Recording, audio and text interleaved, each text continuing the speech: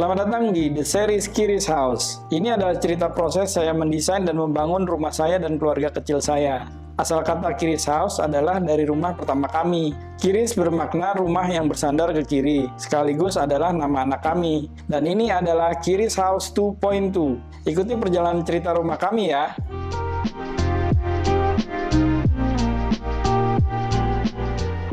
Setelah gambar sudah kita persiapkan dan perizinan selesai, kita sudah harus menuju ke tahap pembangunan nih teman-teman.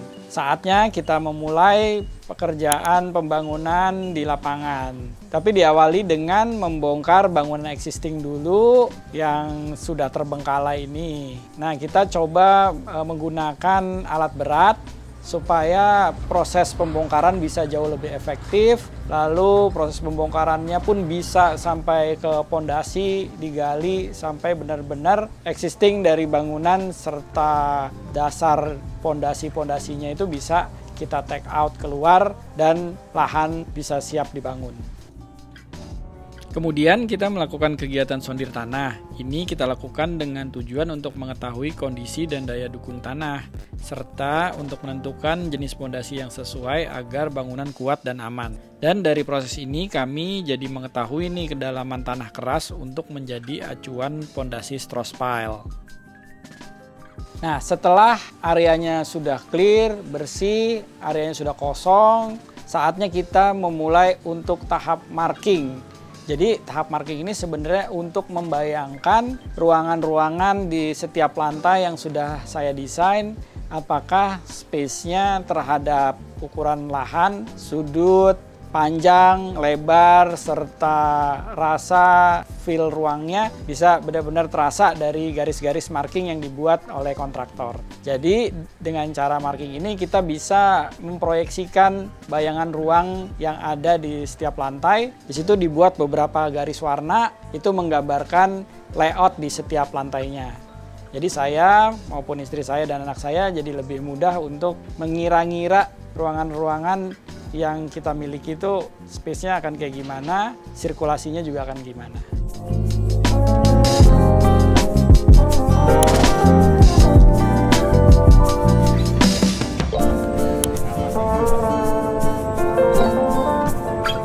Nah, tahap yang ditunggu-tunggu akhirnya tiba. Ini adalah tahap kick off yang kita mulai dengan sebuah acara seremonial, yaitu selamatan bersama dengan tim pelaksana atau kontraktor dan segenap pekerja-pekerjanya. Nah, sebelumnya kita sudah melakukan marking ruang dan kali ini kita akan melakukan marking lagi untuk menjadikan guideline marking pondasi maupun sloof atau kita biasa bilang tie beam. Nah, marking pondasi ini dilakukan untuk memproyeksikan atau memastikan grid-grid dari posisi titik-titik pondasi, baik itu pondasi pile cap atau pondasi setempat kami, dengan lajur-lajur tie beam atau sloof yang akan membagi setiap grid dari desain layout yang kita punya. Selain itu, proses persiapan juga antara lain adalah membuat dinding pagar pengaman dari proyek dan juga mempersiapkan direksi kit atau bedeng untuk tukang-tukang serta bahan-bahan material yang akan digunakan selama proyek.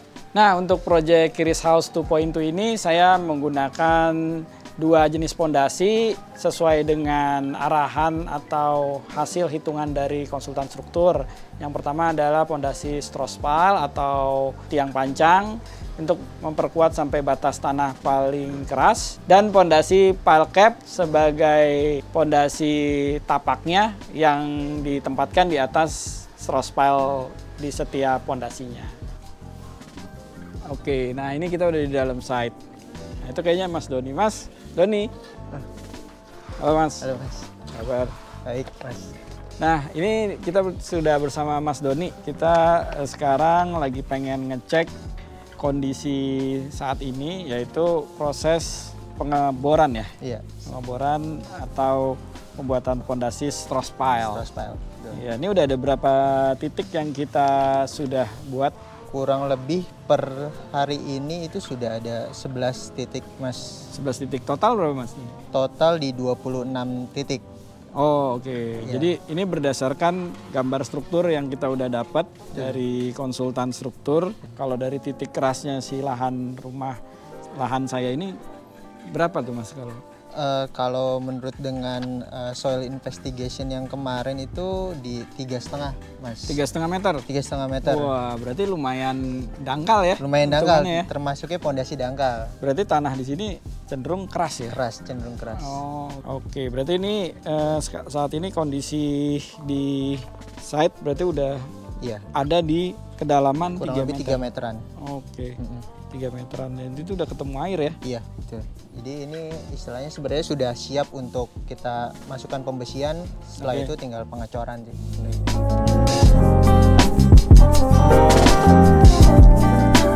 Oke, jadi ini adalah tahap pembongkaran dan persiapan yang sudah kita lakukan. Setelah ini kita siap untuk tahap pengecoran, dimulai dengan pengecoran pondasi sampai ke pengecoran struktur bangunan lantai per lantainya. Oke teman-teman, kita sekarang lagi sedang menunggu proses pengecoran stress pile. Nah sekarang saya sudah lagi bersama Mas Deva dari Semen Merah Putih. Apa kabar, Mas? Baik, Mas Riri. Iya, Mas Deva. Ini sebelum kita melakukan pengecoran pondasi stress pile, ini kita lagi ngapain nih, Mas? Oke, jadi saat ini proses yang dilakukan adalah slam test, Mas Riri. Jadi Slam test. ya. Tujuannya adalah untuk mengetahui, kemarin ada request dari tim kontraktornya Mas Riri untuk slamnya itu harus di angka 16 ya. Targetnya di 16. Nah, makanya kita sedang melakukan tes ini, apakah target slam yang sudah diinginkan oleh kontraktor sudah tercapai. Itu sih, Mas Riri. Oke.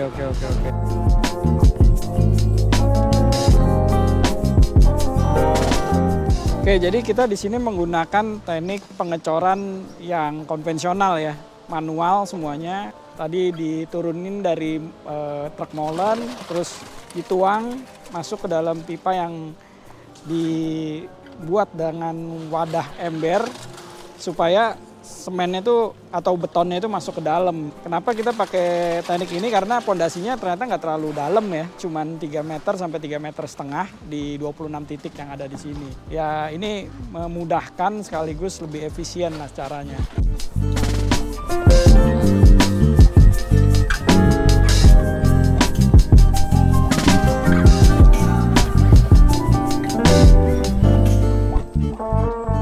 Setiap proses akan terus kita dokumentasikan, ikuti semua tahap dan cerita yang akan kami share ke teman-teman. Jangan lupa like, subscribe, dan komennya. Thank you.